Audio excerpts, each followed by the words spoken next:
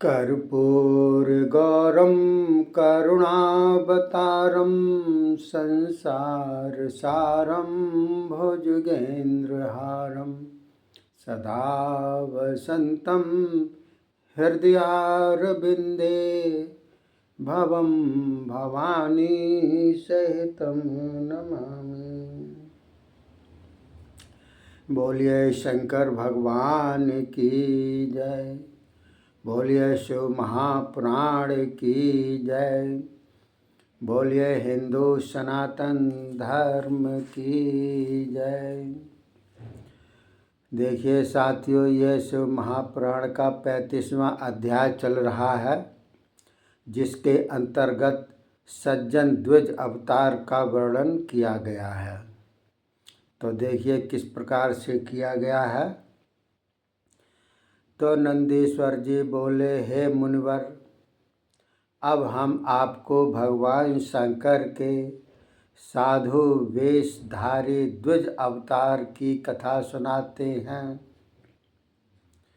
जब देवताओं ने देखा कि हिमाचल एवं मैनाक तो श्री महादेव जी की परम भक्ति में प्रसन्न होते जा रहे हैं और इनकी श्रद्धा तथा विश्वास श्री महादेव जी में बढ़ता जा रहा है, यह अपनी पुत्री पार्वती जी को श्री महादेव जी के समर्पण कर देंगे, तब तो हिमाचल को श्री महादेव जी मोक्ष पद दे देंगे।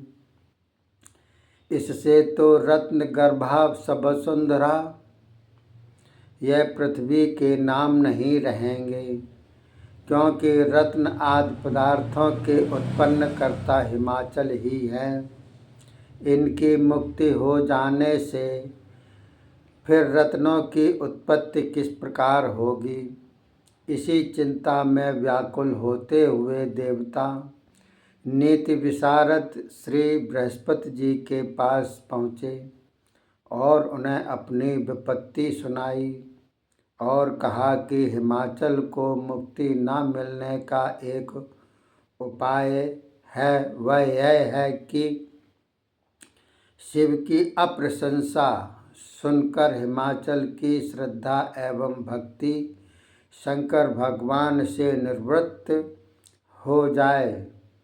सो आप ऐसा उपाय करो जिससे हिमाचल शिव भक्ति छोड़कर अपनी पुत्री पार्वती भगवान शंकर को अर्पण ना करे। हिमाचल सदा पृथ्वी पर टिका रहे। इतना सुनकर बृहस्पति बोले, देवताओं, मुझे क्षमा करो, यह कार्य मुझसे नहीं होने का। तुम लोग आपस में ही मिलकर एक को चुन लो, उसी के द्वारा अपना अपना कार्य साध लो, अथवा ब्रह्मा जी के पास जाकर अपना कार्य सिद्ध कराओ। नंदीश्वर जी बोले। यह सुनकर सभी देवता ब्रह्मा जी के पास पहुँचे और अपना मनोरथ उन्हें जाकर बड़ी नम्रता के साथ हाथ जोड़कर सुनाया। तब ब्रह्मा जी बोले, देवताओं, यह तुम क्या कहने आए हो? मैं हिमाचल के पास जाकर शिव निंदा करूं? क्या मुझको भी तुम नष्ट कराना चाहते हो? यदि तुम यही चाहते हो कि शिव जी का पार्वती जी के साथ विवाह न हो, तो उसके लिए तुम सभी कैलाश पर जाकर श्री महादेव जी को प्रणाम स्तुति आदि से प्रसन्न करो। वे ही तुम्हारा यह मनोरथ पूर्ण करेंगे। तब यह सुनकर सभी देवता शंकर के पास पहुँचे, उन्हें स्तुति आदि करके प्रसन्न किया और अपना मनोरथ भी प्रकट कर दिया। तब भक्त वत्सल सदाशिव उनके भाव जानकर हंसते हंसते बोले, देवताओं, मैं तुम लोगों के मनोरथ को पूर्ण करने की चेष्टा करूँगा। निश्चय रहो, अपने अपने लोकों में आनंद पूर्वक चले जाओ। यह कहकर देवताओं को विदा किया और स्वयं हिमाचल के पास जाने की इच्छा करने लगे। अब ये दोहा है। मस्तक पर धरियो तिलक, गल में शालिग्राम, कर में माला धार जपत, विष्णु को श्री राम। दंड छत्र कर में लिए, धर सज्जन ध्वज वेश, हरि ओम जप करत, हिम घर चले महेश। ये दो दोहा हैं। इसके बाद नंदीश्वर जी बोले, इस प्रकार वेश धारण करके महादेव जी शीघ्र ही हिमाचल के घर पहुँचे। हिमाचल ने उनका बड़ा आदर सत्कार किया। प्रणाम आदि करके सिंहासन पर बैठा कर बोले, हे भगवान, आप कौन हैं? यहाँ आपका किस प्रकार से आगमन हुआ है? यह सुनकर द्विजराज बोले, हे शैलराज, मेरा नाम तो सज्जन द्विजराज है। मैं पृथ्वी पर भ्रमण करने वाला सबका हित चिंतक हूँ। मैं विष्णु का परम भक्त हूँ। सभी जगह मैं आ जा सकता हूँ। मैंने अपने ज्ञान द्वारा मालूम कर लिया है कि आप अपनी सर्वश्रेष्ठा लक्ष्मी के समान सुंदरी पुत्री पार्वती महादेव जी को देने के विचार में हो, और इसमें तुम अपना अहित नहीं सोच रहे। मैं तुमको ठीक रास्ते पर लगाने के लिए और हित की कहने के लिए यहाँ आया हूँ। सो तुम यह ठीक नहीं कर रहे। देखो, शिव का ना कोई घर है, ना घाट, और ना उसका कोई रूप है, ना कोई बंधु है। वह तो सदा ही शमशान में रहकर कपड़े तक नहीं पहनता, अकेला रहता है। शरीर में सदा भस्म, सर्प आदि ही उसके भूषण हैं।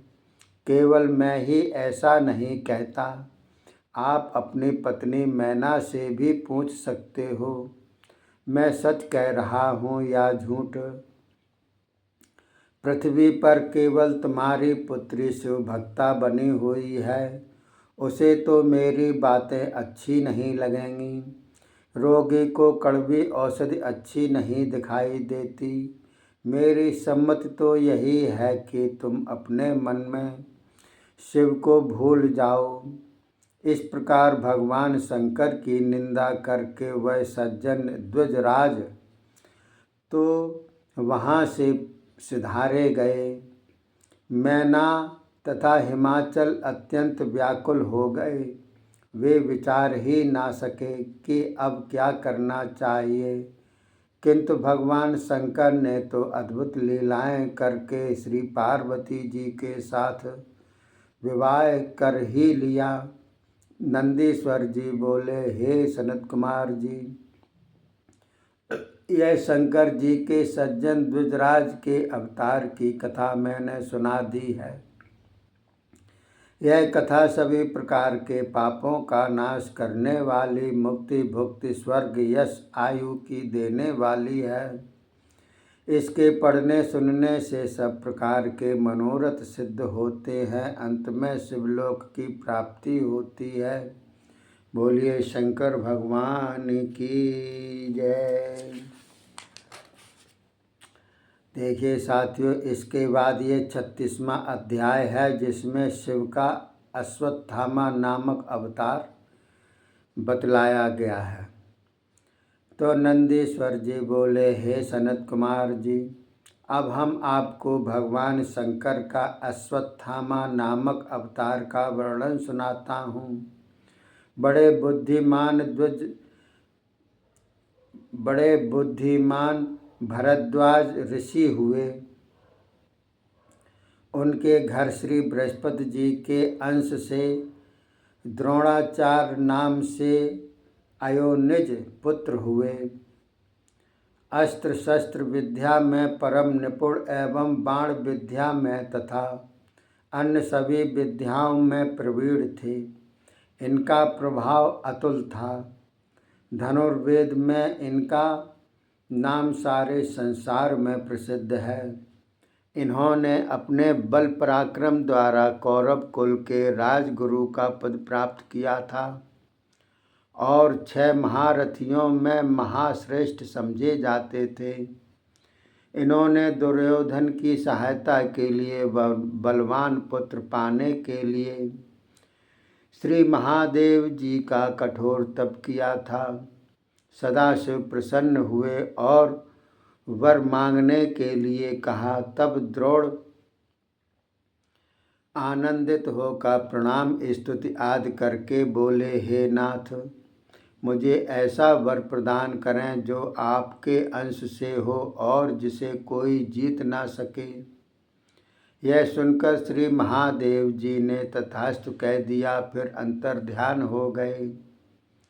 द्रोण प्रसन्न होते हुए घर पहुँचे। अपनी पत्नी को आनंद देने वाला वर सुनाया और दोनों प्रसन्न हो गए। फिर उस शुभ अवसर की प्रतीक्षा करने लगे।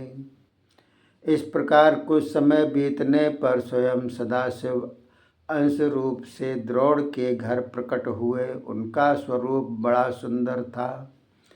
कमलों के समान नेत्र वाले शत्रुओं के नाशक थे। इनका नाम संसार में अश्वत्थामा प्रसिद्ध हुआ। इन्होंने पिता की आज्ञा से महाभारत युद्ध में कौरवों की सहायता की थी। इसी अवस्था के बल पराक्रम से ही भीष्म आदि महाबलवान कहलाए और जिन्होंने देवता भी अजय मानते थे एवं इन्हीं के कारण महाबलवान भीम अर्जुन आदि पांडव कौरव सेना को परास्त करने में हिचकिचाते थे। अंततः भगवान कृष्ण की सम्मति द्वारा कठिन तप करके भगवान शंकर को प्रसन्न किया और उनसे दिव्य अस्त्र पाकर ही कौरव सेना को जीत सके। यहीं शिव के अंश रूप अश्वत्थामा ने कौरवों की भक्ति के वश होकर द्रौपदी के 5 पुत्रों का जाकर संहार कर दिया था। यह देखकर अर्जुन आदि आश्चर्य में पड़ गए थे।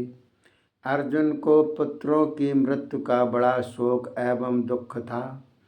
तभी श्री कृष्ण अर्जुन को रथ पर चढ़ाकर अश्वत्थामा के पीछे भागे।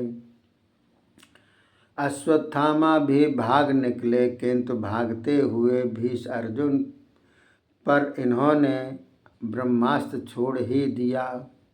उस ब्रह्मास्त्र की अग्नि का प्रकाश चारों ओर फैल गया। तब इस प्रकार अपने ऊपर मृत्यु संकट आया देखकर अर्जुन अतीव व्याकुल होकर यादवराज श्री कृष्ण से बोला, हे देवकी नंदन श्याम, यह किस प्रकार अग्नि बढ़ती हुई मेरे सम्मुख आ रही है और कहाँ से उत्पन्न हुई है।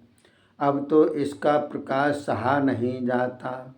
तब श्री कृष्ण बोले, हे मित्र अर्जुन, यह और कोई अग्नि नहीं, यह तो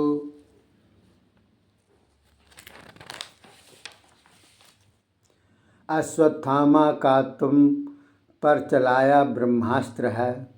संसार भर में इससे बढ़कर और कोई शस्त्र भी नहीं। अब तो भगवान शंकर ही तुम्हारी रक्षा करेंगे और जो शस्त्र शंकर ने तुम्हें भी दिया है इसे अपने काम में लाओ।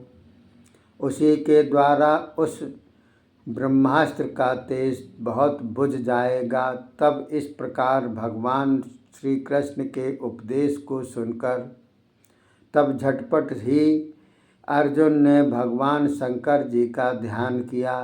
जल द्वारा अपने हाथ पांव धोकर शिव का ध्यान करते हुए शिव से दिए गए पाशुपतास्त्र को उस ब्रह्मास्त्र पर छोड़ दिया। तब तो उसी पाशुपतास्त्र ने चलकर ब्रह्मास्त्र को शांत कर दिया।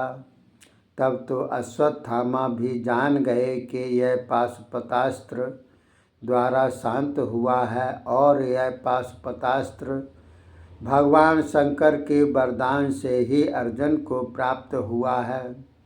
तभी अश्वत्थामा भी चुप हो गए। भगवान शंकर तो अद्भुत लीला करने वाले हैं, आपको कोई भी बात असंभव नहीं।